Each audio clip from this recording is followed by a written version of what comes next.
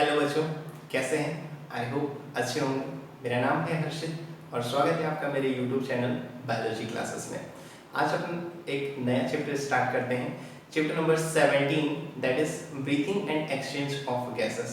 सो वही चीज़ अपनी एनसीईआरटी अपने सामने रखें और अपने कॉपी और पेन अपने साथ रखें। तो जो भी चीज़ मैं बोर्ड पे नोट करता जाऊँ उसे अपने कॉपी पेन में, पेन से कॉपी में नोट ज़रूर करें। चलिए स्टार्ट करते हैं chapter number 17, that is breathing and exchange of gases. Chapter number 17, note करें इसे कॉपी में, तुरंत डालें हेडिंग और चैप्टर का नाम लिखें breathing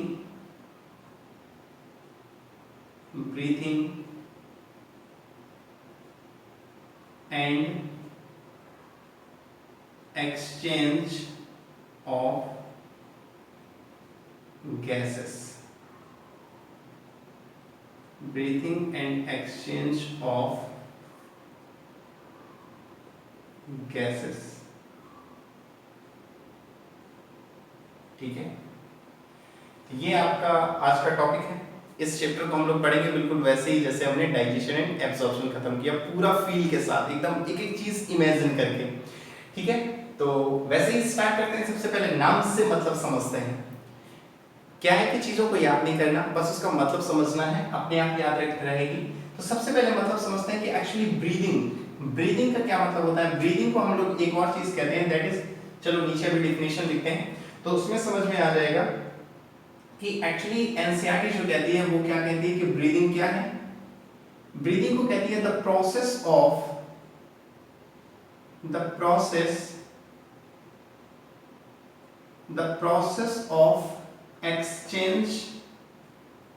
the process of exchange of oxygen from atmosphere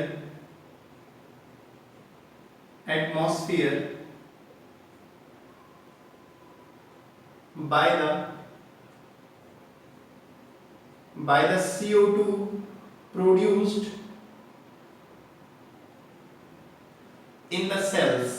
CO2 produced in the cells, that is called as breathing और respiration। इसी को उसने एक और नाम दिया है, that is respiration। एक्चुअली में प्लांट्स में ये टर्म दिया जाता है respiration, लेकिन क्या है कि प्लांट का भी यही चीज होता है। वहां पर क्या होता है प्लांट में, वहां पर वो लोग CO2 को ले रहे होते हैं, ऑक्सीजन को छोड़ रहे होते हैं। हम लोग क्या करते हैं, एटमॉस्फेयर से ऑक्सीजन लेते हैं, CO2 को छोड़ते हैं, दैट इज कॉल्ड ब्रीदिंग। ठीक है, नेक्स्ट क्या है, एक्सचेंज ऑफ गैसेस, यानी गैसेस का एक्सचेंज। तो अभी हमने देखा कि ऑक्सीजन का एटमॉस्फेयर से लेना और CO2 का सेल्स से बाहर निकलना, दैट इज कॉल्ड ब्रीदिंग। अब क्या है कि ऑब्वियस सी बात है कि ये ऑक्सीजन आ रही है, CO2 बाहर जा रही है। ठीक है, तो ऑक्सीजन जब अंदर आ रही है और CO2 बाहर जा रही है तो कोई ना कोई तो ऐसा पार्ट होगा जहां पर ये एक दूसरे से मिल रही हैं। कहीं ना कहीं तो इनका एक्सचेंज हो रहा होगा ना। कोई पार्ट तो ऐसी जगह होगी जहां से CO2 अंदर आई और O2 अंदर आई और CO2 बाहर निकल गई। कोई तो ऐसा पार्ट होगा, that part is called alveoli. अब इसे समझने आगे इसको डिटेल में बात करेंगे। इस जगह को हम लोग कहते हैं एल्वियोलाई। ठीक है, तो एक्चुअल जहां एक्सचेंज ऑफ गैसेस होता है उस जगह को कहते हैं एल्वियोलाई। तो ठीक है, तो इसी चीज की हमें बात करनी है पूरे में कि कैसे कैसे गैसेस का एक्सचेंज हो रहा है, कैसे हम गैस को ले रहे हैं और किन किन माध्यम से ये अंदर जा रही है, किसके किसके थ्रू ये पास हो रही है। इन्हीं सब चीजों को हमें बात करना है। तो चलिए स्टार्ट करते हैं अपना आगे का। इसे रफ कर देते हैं, ये चीज आप नोट कर लें। अगली चीज एनसीईआरटी के अकॉर्डिंग चलते हैं। तो अगली एनसीईआरटी ने बताया है रिस्पिरेटरी ऑर्गन्स के बारे में। एनसीईआरटी बताती है रिस्पिरेटरी ऑर्गन्स। हेडिंग डालें रिस्पिरेटरी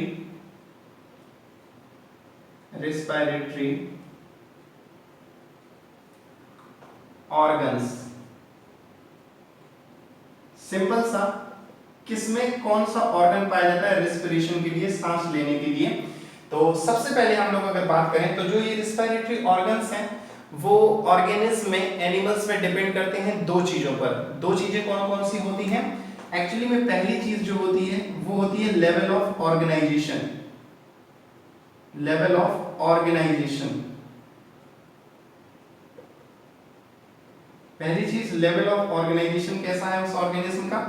दूसरी चीज होती है हैबिटाट, कि वो किस जगह पर रहता है। पानी में रहता है, जमीन में रहता है, या जमीन और पानी दोनों में रहता है। हैबिटाट का मतलब हो गया कि वाटर में रहता है, जल में रहता है, या टेरेस्ट्रियल है। टेरेस्ट्रियल का मतलब होता है जमीन में रहने वाले, टेरेस्ट्रियल, ठीक है। या कुछ ऐसे भी एनिमल्स होते हैं जो दोनों जगह रहते हैं। तो ठीक है, उसके बेस पर क्या करते हैं, रिस्पिरेटरी ऑर्गन्स को डिफाइन करते हैं। तो सबसे पहले लेवल ऑफ ऑर्गेनाइजेशन और हैबिटाट के बेस पे बात करते हैं। तो हम लोग बात करते हैं लोअर इनवर्टिब्रेट्स की। लोअर इनवर्टिब्रेट्स, इनवर्टिब्रेट्स हिंदी में अकशेरुकी। कशेरुकी का मतलब होता है जिनमें वर्टिब्रेटा नहीं पाई जाती, वर्टिब्रेट नहीं पाई जाती, दैट इज इनवर्टिब्रेट। अब इसमें आपके आते हैं लोअर इनवर्टिब्रेट का मतलब होता है, वैसे तो इसकी डिटेल स्टडी हम लोग चैप्टर नंबर 4 में करेंगे, एनिमल किंगडम जब पढ़ेंगे। अभी आपको मैं छोटी सी चीज बता दूं कि लोअर इनवर्टिब्रेट का मतलब होता है कि जो ऑर्गेनिज्म सबसे पहले आए, फिर उसके बाद कौन आया, फिर उसके बाद कौन आया। अपनी सिंपल सी लैंग्वेज में अगर समझे तो जैसे पहले क्या होता था, छोटे वाले फोन चलते थे जिसमें डिस्प्ले बिल्कुल एकदम या तो व्हाइट आती थी या पीली कलर की आती थी। फिर उसके बाद क्या हुए, और अपडेट हुए, कलरफुल मोबाइल है। फिर उसके बाद और अपडेट आया, फिर उसके बाद क्या आया, कैमरा आने लगा फोन में। फिर उसके बाद और अपडेट हुआ, फ्रंट कैमरा आने लगा। फिर और अपडेट हुआ, बैक कैमरा बहुत अच्छा आने लगा, इतने मेगापिक्सल, इतने मेगापिक्सल। फिर क्या हुआ, और अपडेशन आया, और अब सेल्फी वाली कैमरा बेहतर हो गया। तो जैसे जैसे ये चीजें अपडेट होती जा रही हैं, वैसे वैसे ही ऑर्गेनिज्म बढ़ते जा रहे हैं। जैसे सबसे पहले पोरीफेरा, फिर सीलेंटेटा, फिर टिनोफोरा, फिर प्लेटीहेल्मिंथीस, एस्केहेल्मिंथीस। अभी अगर आपको कंफ्यूजन है, ये नाम नहीं समझ में आ रहे हैं, तो कोई दिक्कत नहीं है, अभी सिर्फ सुन लीजिए, इसको हम लोग डिटेल स्टडी करेंगे, ठीक है। तो ऐसे ही ऐसे क्या हुआ कि लोअर इनवर्टिब्रेट्स की अगर हम बात करें तो सबसे पहले लोअर इनवर्टिब्रेट में सबसे पहले आते हैं स्पॉन्ज, स्पॉन्जेस, या इन्हीं को एक और नाम दे देते हैं पोरीफेरा।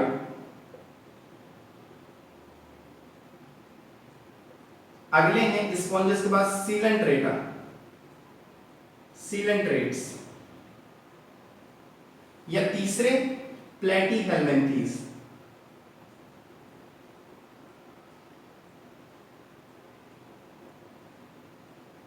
ठीक है, प्लेटीहेल्मिंथीस को मैंने लास्ट चैप्टर में बताया था कि प्लेटी का मतलब होता है फ्लैट और हेल्मिंथीस का मतलब होता है वर्म। इसका एग्जांपल अगर आपको याद हो तो एग्जांपल भी मैंने बताया था, दैट इज टेप वर्म। याद आ रहा है, ठीक है, टेप वर्म। तो ये क्या होते हैं, ये लोअर इनवर्टिब्रेट्स होते हैं, और इनमें जो रिस्पिरेटरी ऑर्गन है वो पाई जाती है simple diffusion through body surface. इनमें कैसे होता है रिस्पिरेशन, सिंपल डिफ्यूजन के थ्रू होता है, simple diffusion, simple diffusion, simple diffusion through body surface, body surface के through simple diffusion through body surface.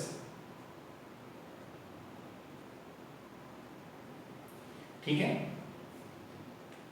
तो ये नोट कर लें। इसके आगे अगली बात करते हैं, जिन्हें नोट करना है वो लोग नोट कर लें, जिन्हें स्नैपशॉट लेना है, आलसी बच्चे हैं वो स्नैपशॉट ले लें, ठीक है। रब करता हूं।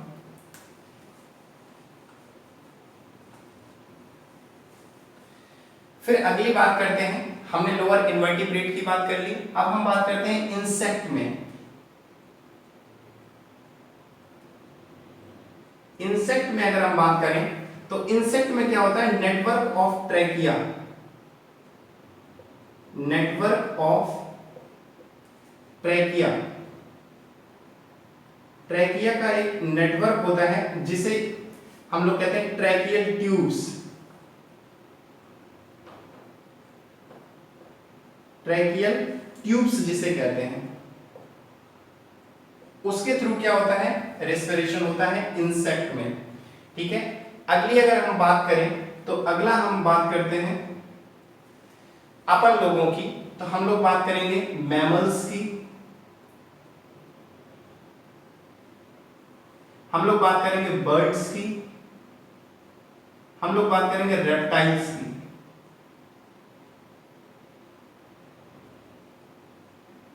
तो इन तीनों में कैसे होता है, इन तीनों में पाए जाते हैं लंग्स। मालूम है हम लोगों को कि हम लोगों में लंग्स होते हैं रेस्पिरेशन के लिए। वहीं अगर हम देखें फिशेस को, ठीक है, तो उसमें पाए जाते हैं गिल्स रेस्पिरेशन के लिए। वहीं अगर हम देखें एक्वेटिक ऑर्थोपोड, एक्वेटिक ऑर्थोपोड होते हैं जो पानी में पाए जाते हैं, ऑर्थ्रोपोड्स एंड मोलस्क,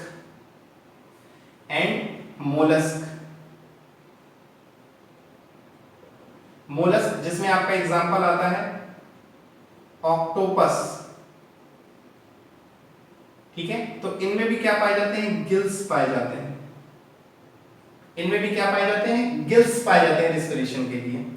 ठीक है, तो ये नोट करें, रफ करो, रफ करते हैं। फिर हम बात कर लेते हैं एम्फीबियंस की। कुछ ऐसे भी होते हैं जो जल में भी पाए जाते हैं, पानी में भी रहते हैं और जमीन में भी रहते हैं, तो उनमें कैसे होता है। तो एम्फीबियंस की अगर बात करें,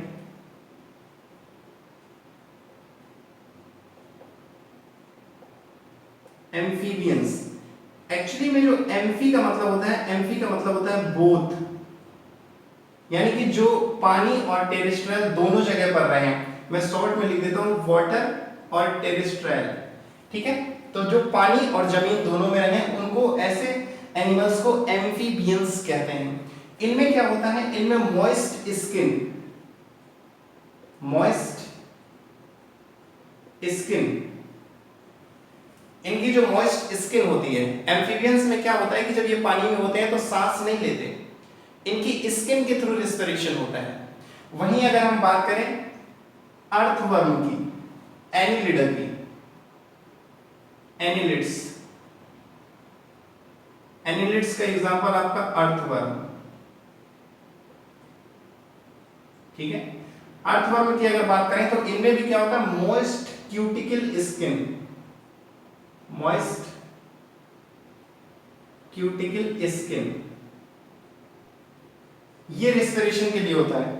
अर्थवर्म में क्या होता है कि इनकी मॉइस्ट क्यूटिकल स्किन होती है रेस्पिरेशन के लिए। अगर अर्थवर्म को आप पिन चुभा दोगे तो उसका काम खत्म। ठीक है, तो ये हमने बात कर ली रेस्पिरेटरी ऑर्गन्स की। आगे बढ़ते हैं, रफ करो।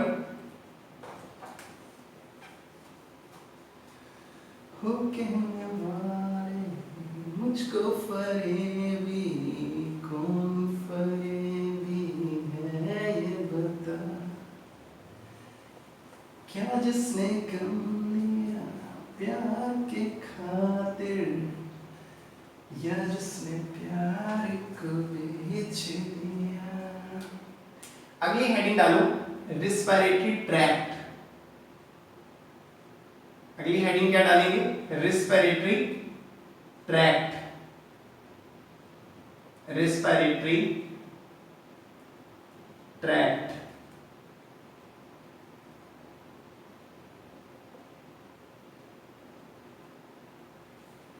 ठीक है,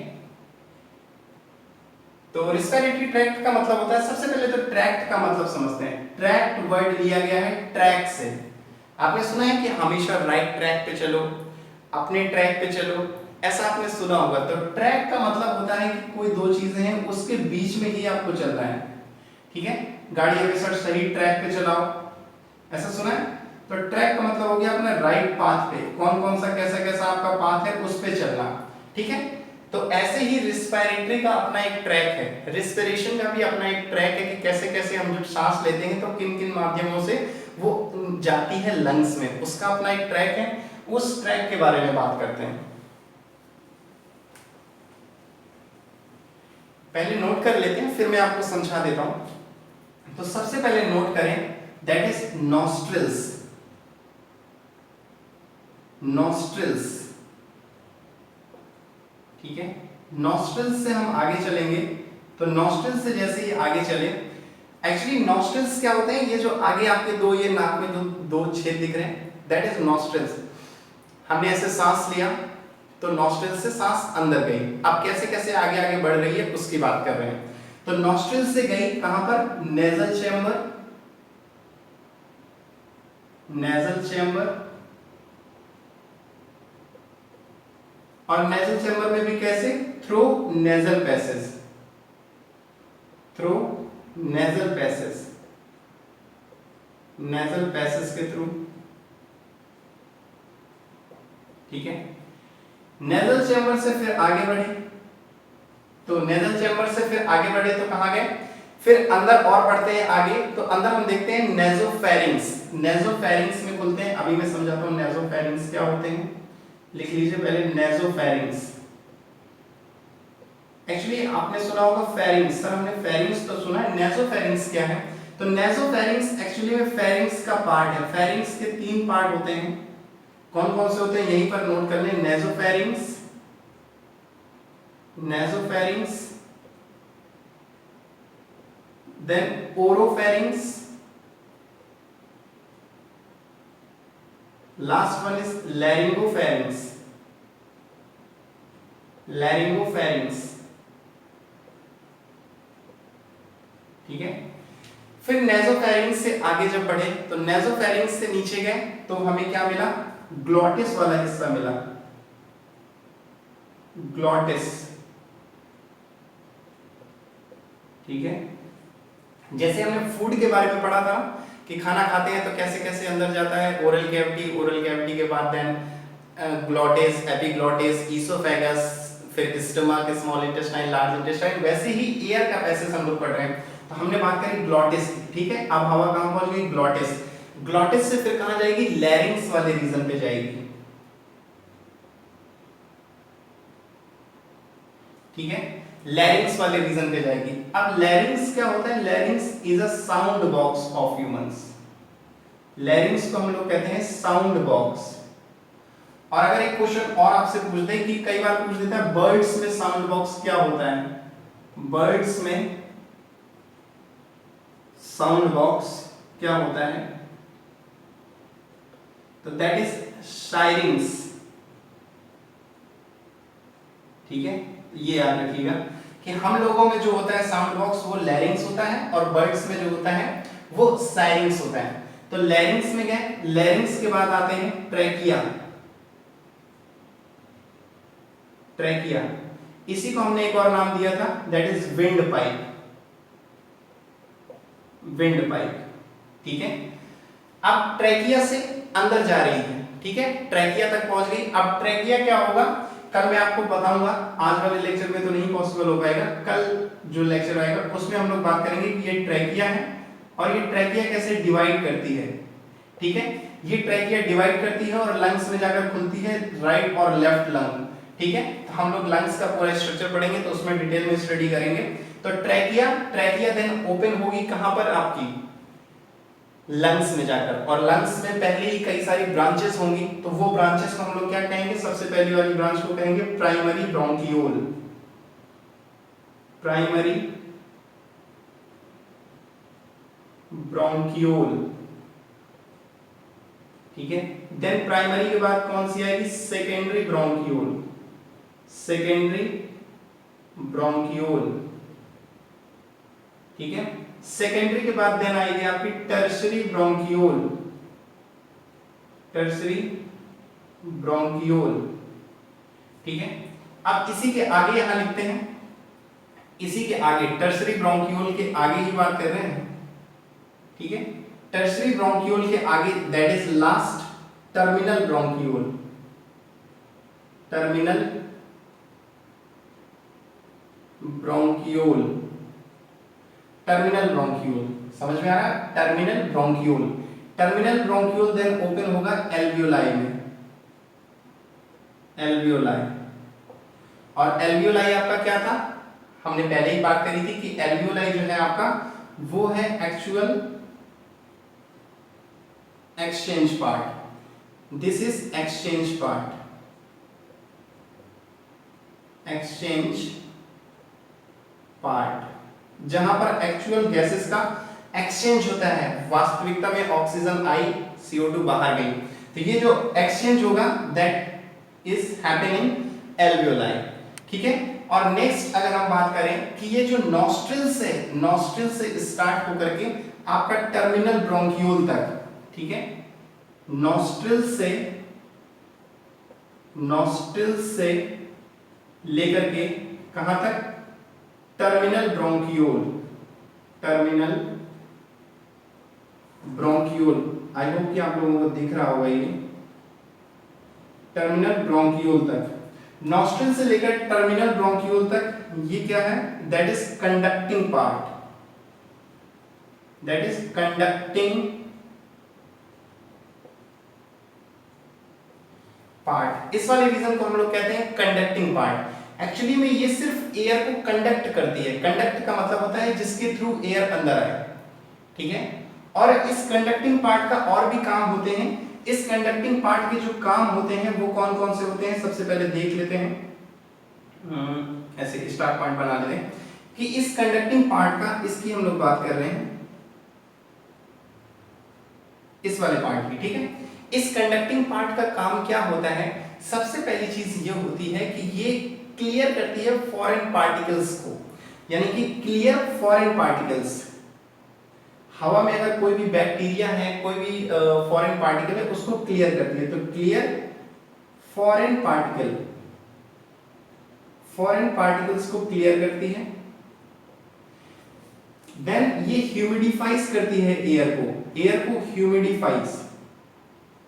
ह्यूमिडिफाइज करती है। और फिर क्या करती है, ह्यूमिडिफाइज करने के बाद ये एयर को अपने बॉडी टेम्परेचर के अकॉर्डिंग लाती है, ठीक है। तो bring air to the body temperature,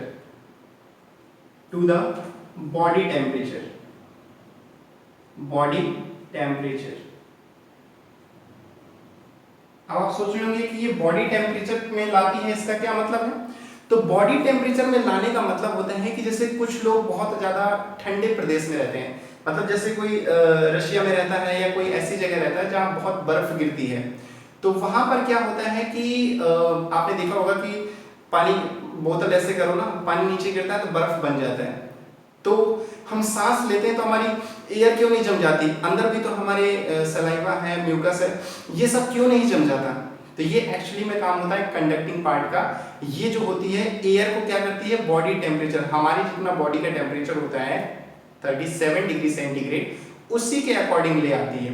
इसलिए हम ठंडी जगह रहें, गर्म जगह रहें, लेकिन हमारी जो एयर है वो अंदर जाते जाते क्या हो जाएगी, बॉडी टेम्परेचर के बराबर हो जाएगी, ठीक है।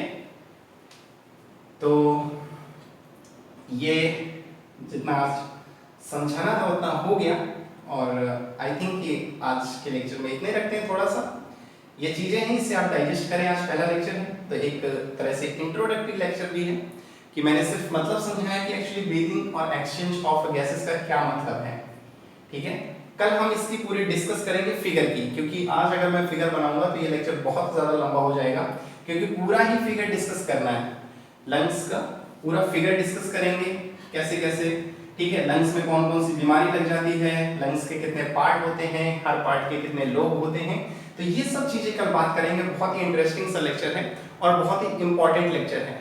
चाहे आप नॉलेज के व्यू से देख लें, चाहे आप अपने एग्जाम लेवल से देख लें, तो दोनों ही तरह से वो बहुत इंपॉर्टेंट लेक्चर है। तो आई होप कि जैसे स्नैपशॉट लेना है वो स्नैपशॉट ले ले, या एक चीज 1 मिनट। एक्चुअली कई बार एक क्वेश्चन आता है, कल मैं बता देता, लेकिन फिर भी आपको बता दूं कि ये आपको याद रहेगा। कई बार ये पूछ दिया जाता है कि ये जो ट्रैकिया है ना, ये कहाँ पे डिवाइड होता है, कहाँ पे ये ब्रांचेस डिवाइड हो जाती हैं लंग्स की तरफ। तो ये एक्चुअली में ट्रैकिया जो है वो डिवाइड होता है 5th थोरेसिक वर्टिब्रा, ठीक है, divide eight 5th thoracic vertebrae।